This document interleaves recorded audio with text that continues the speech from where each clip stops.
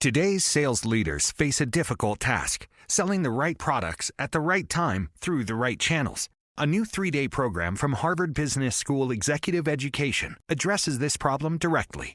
Join us on the Boston campus in August for Managing Sales Teams and Distribution Channels, where you will discover strategies that can lead to the best sales performance. Learn more by clicking the banner or visiting hbs.me/sales. That's hbs.me/sales. Blog Talk Radio. World won't get no better if we just let it be. Na na na na na na na. The world won't get no better. We gotta change it now, just you and me.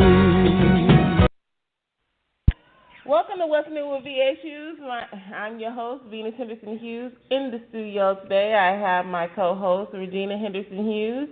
Hello. And Christopher Hughes. Yes. Good morning, guys. So, April 14th, we gave a health expo along with Travel the World with Donnie and Steph. And attendance was not what we really thought it would be. So my question to you guys is, like, honestly, what do you think are some of the reasons why people didn't show up? Probably the haven't reached as many people as you want to through social media. Social media is a major platform to put out the world things, but depending on what someone's looking for, they may have missed that altogether. Word of mouth also may not have reached to different people as was planned. Other advertising mediums such as TV, or radio wasn't implemented, but that can always be done next time. And I think the biggest thing is that some people are just not as focused on their health as they should be. Okay, now, as I do with every event that we do, I send out the surveys to the vendors. And so there was a lot of misconceptions that were given or assumed. I'm not going to say given, assumed. One of which was that we did not use social media at all because they didn't see anything. I'm not a social media maven. However, I know that a lot of things that you put on social media does not trickle down to other people. Now, we did do ads through Facebook, paid ads through Facebook, and we know that we reached over 700 people in that ad alone. We also did outreach through various other mediums like Phoenix Soul and things like that. So we know that people were reached. One of the things that I thought about was the confusion with Gateway Community College, because we had the Gateway Community College address, but the room that we were in was not directly at that address. It was on the other side of it. Mm-hmm. And instead of people sort of seeking out where we were, they just... And we didn't have a sign either.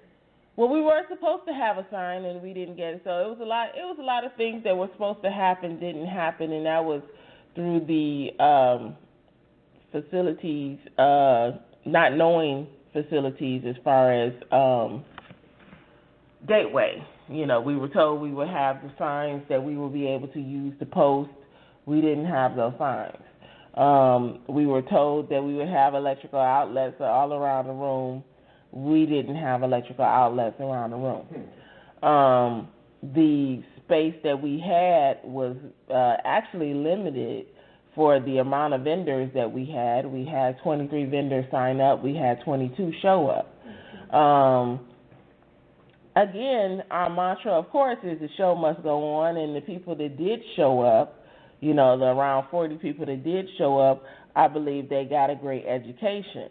The thing is that this was a huge undertaking, not And when I say huge undertaking, I'm not talking about the cost as far as bringing all of these individuals up under the same roof as far as the speakers and the vendors themselves, and to have them present to a basic non-audience.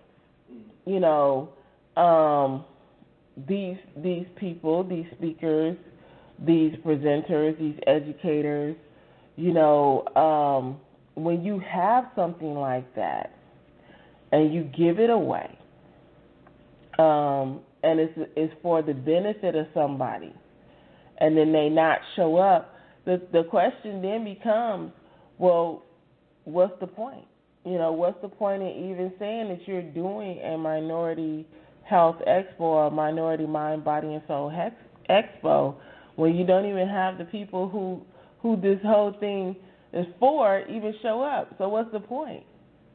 Because you still have to fight the good fight of getting the information out there, because regardless of you not getting the numbers that you wanted, someone that that did come through was able to still learn something that probably would have never experienced anything like that before.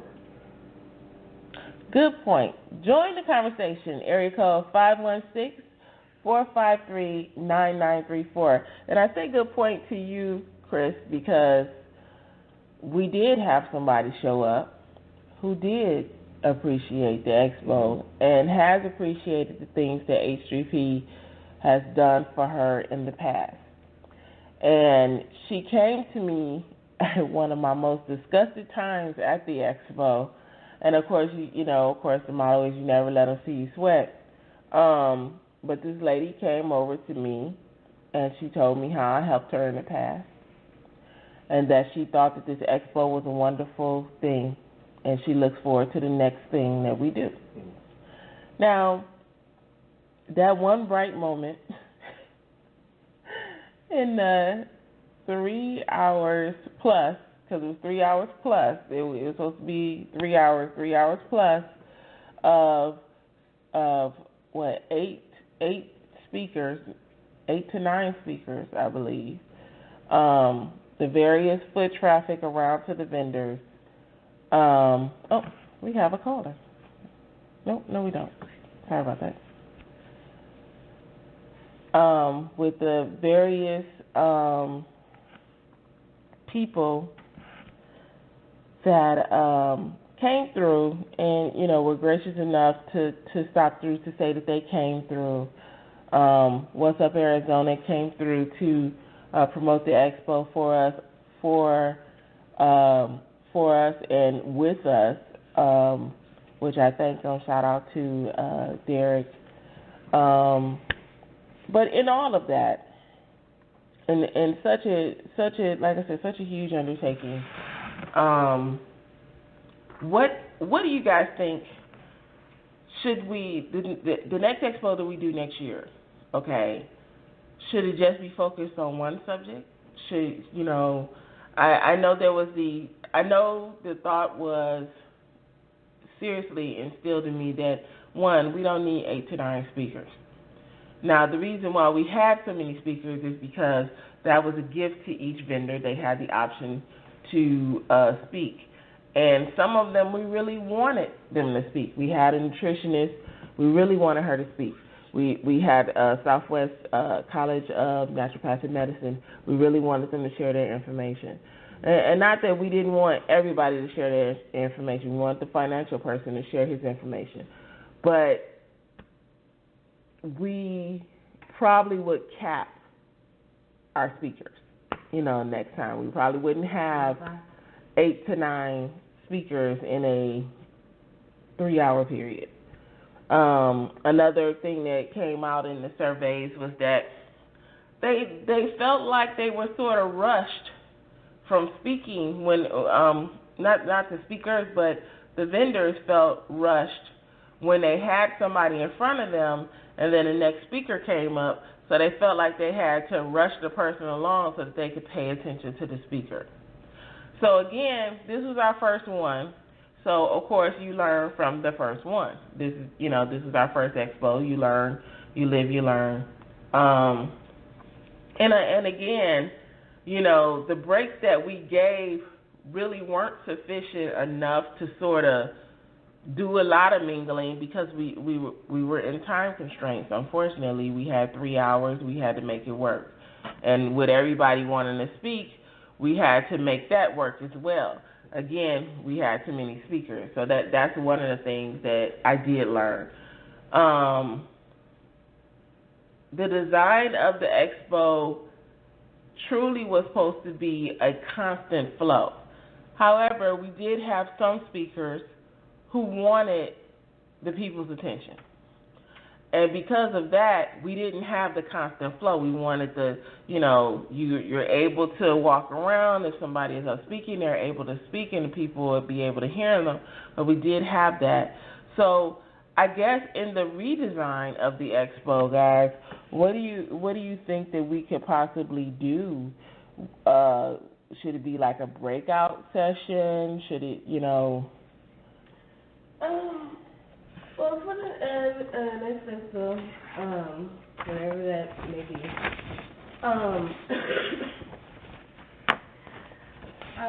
we can have like 3 to 5 vendors speak, and you have like individual breaks between their speaking.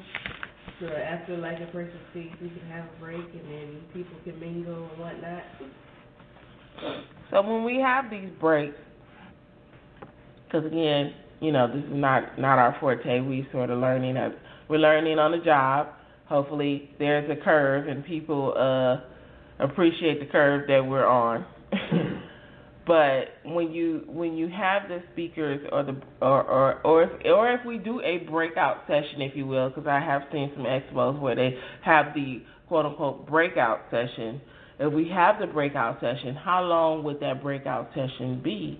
Would it be like 20 minutes, 30 minutes?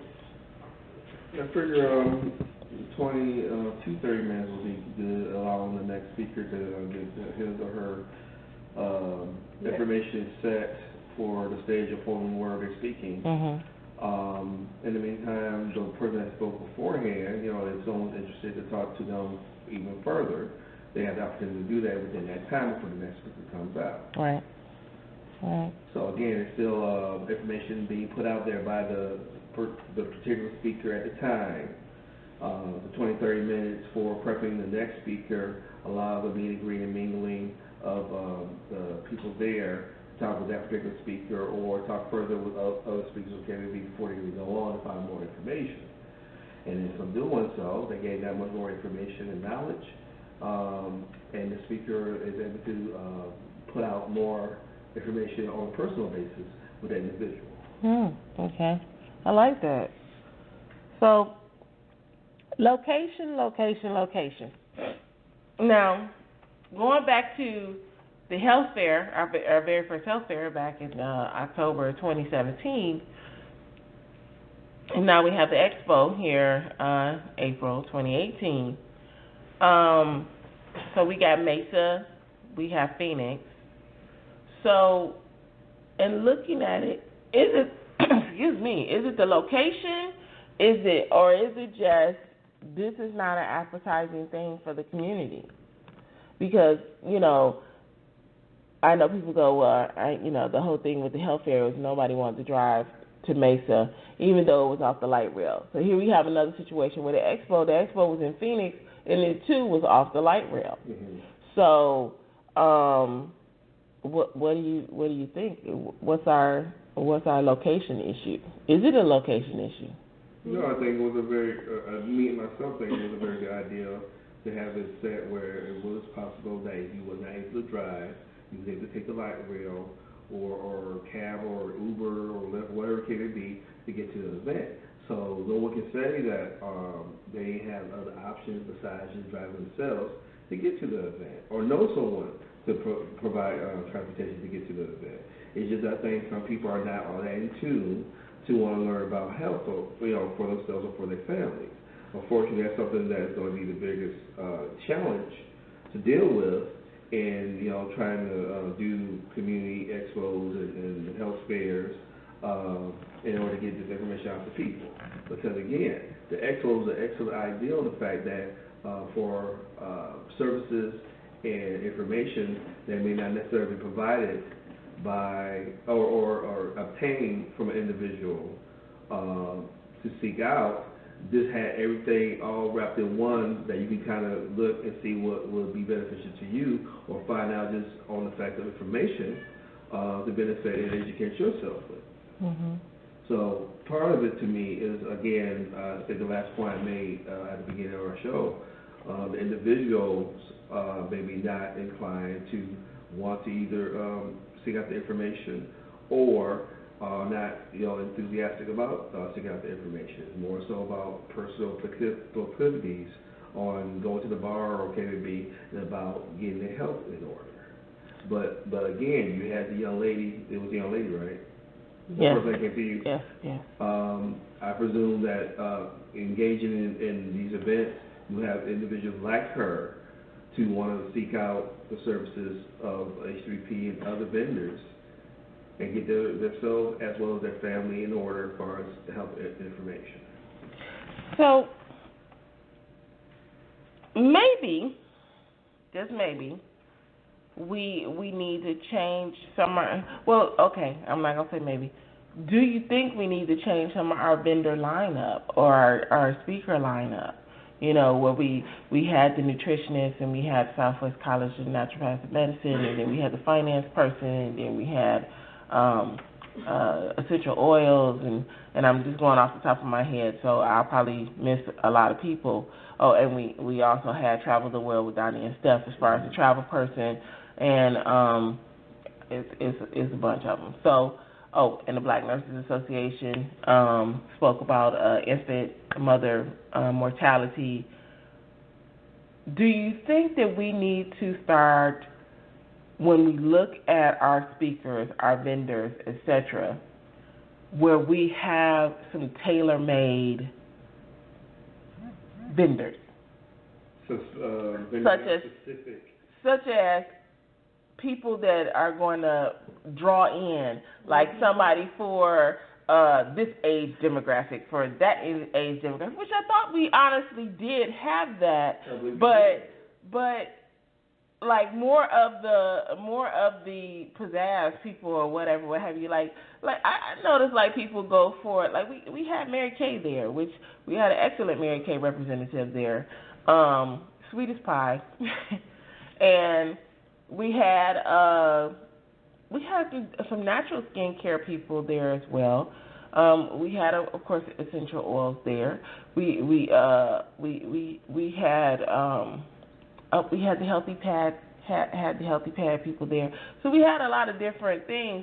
But I'm wondering if we needed to find something that would grab, say, a 20 to 30 age bracket or something like that. Or you mean as far as asking some of these millennial idols like Beyonce or Cardi B to come by and say, hey, come on and see me at the Expo? No. Well, that would be a testographer for those that age group. Cardi B gonna be there? Beyonce gonna be there? Well, I gotta be there. Well, first of all, I don't know who's Cardi B. I don't know her. I don't know her. I am familiar with who Beyonce is, but again, I don't think they are.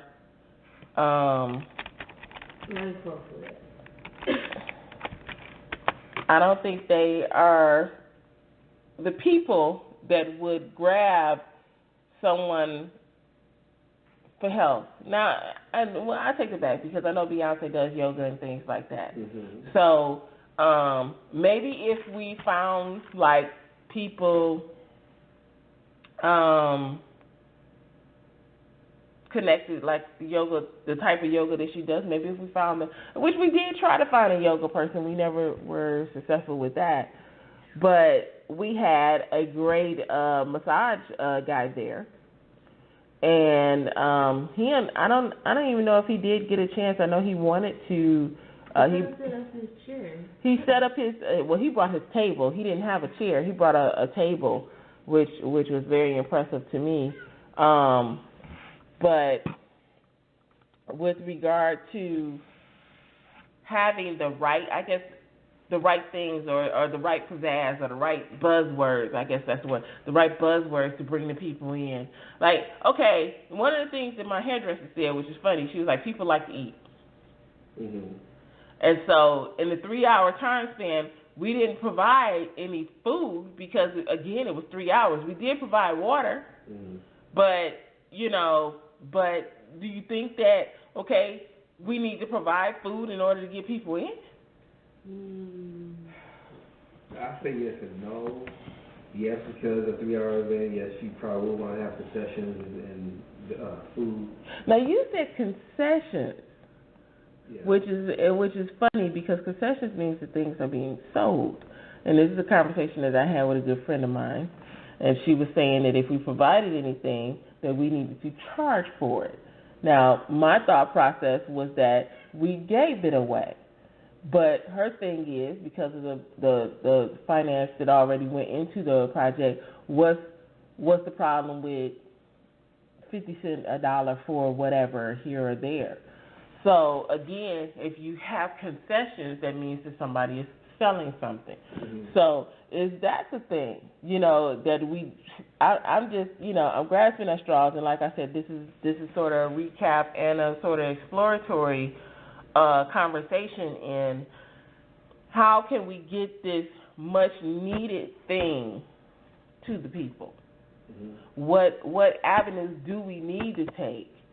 Like, it's got to be something. Join the conversation, 516-453-9934.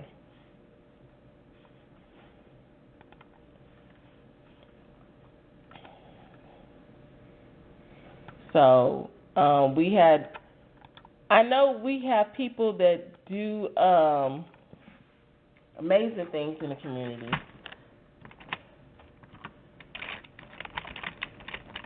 And, we do some amazing things in the community, and that's not to sound arrogant. We have done and we continue to do amazing things in the community. And one of the things that I know is that we want to continue to do things in the community. And I just don't want us to be spinning our wheels if it makes sense to you guys. I want us to be able to make that mark that we're supposed to be making. And one thing, it's not for show. It's not for show. It's never been for show. It's never been for us to pat ourselves on the back. But the thing is that we want to make sure that we are able to reach the people who are in need. That's what we need to do. We need to reach those people in need. And, maybe we do need to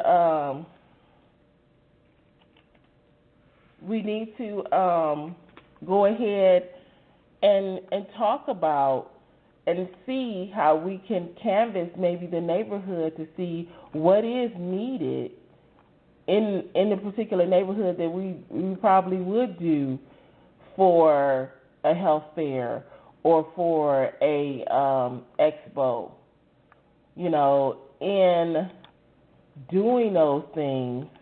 Like going around asking people what looks good for them, what would they prefer in a health expo? Well, I'm not sure if we, at this point, I'm not going to say no and I'm not going to say yes either. Because at some point, we really do need to sort of home in, how and what people are looking for in a health fair, in a health expo.